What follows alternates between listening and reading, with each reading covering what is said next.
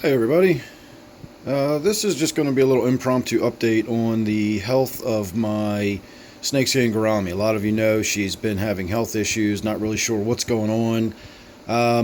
I actually was originally going to shoot this video to demonstrate how incredibly difficult it can be to find a fish in a tank. I've been standing here for the last 5 minutes trying to find her in this tank. You wouldn't think an 8-inch fish would be able to hide so readily and easily. So naturally I was concerned that maybe she was dead and she had drifted under the rocks or had floated up into the weeds somewhere. And when I finally started videoing, I actually noticed some movement out of the corner of my eye. So just this very moment, I saw her come up to the surface, and that little dark area in the corner is her. Not where the gold gourami is in the back.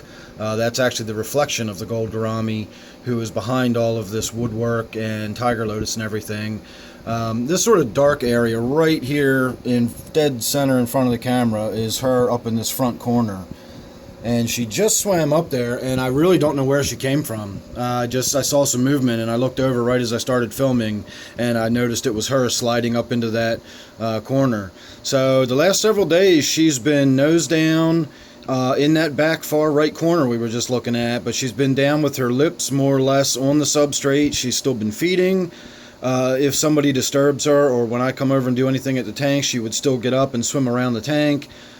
Still swimming very funny. She's not using the whole rear end of her body. She's clearly still paralyzed. So I assume that the swimming around is difficult for her, and that's why she doesn't do it. But typically when she rests now, she rests nose down. She looks awful, but she seems healthy enough, just can't swim right anymore. So this morning we're seeing her, as I said, she's not really showing up very clearly, but this is her right there. You just saw a little more movement. She saw me coming over this way. I'm not noticing any spots or areas on her body where the tissue looks like it's, not healthy or anything like that. My biggest concern with the paralyzation is sometimes you will actually experience more than simple atrophy. You'll actually experience necrosis and tissue death.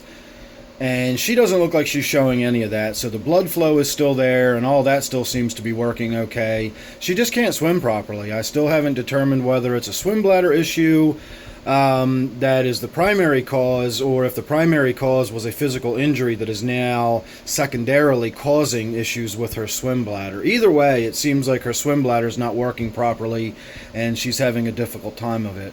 Again, this isn't really a reason at this point to euthanize her. At this point, it seems like it's more just unpleasant for me to look at her than it is for her to just swim in the tank a little funny. So I'm going to leave her be, and, we'll see how things go. If it does get to the point where she needs to be euthanized, I am willing to do that. That's, not something I have an issue with, but I just don't see it being necessary. I don't just kill my animals because they become a little inconvenient for me. And in her case, like I say, she's still eating, she's still moving around, she's still swimming.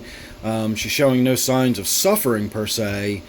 She just can't swim the way she used to. So she's going to be in the tank as long as she needs to be, and hopefully she'll just sort of be a little different looking fish from now on. But, whatever, we'll deal with that as we move along.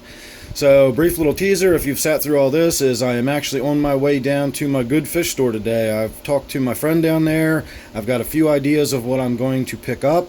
So there will be some new additions to my gudgeon/T-bar tank. I'm still in the process of putting that together, and today is going to be a big step forward in getting that done. So look forward not only to updates on that tank, look forward to updates on me trying to get the T-bar out of the T-bar tank, and look forward to some fish store video. If they're not too crowded today when I'm down there, I'm going to try to get some video.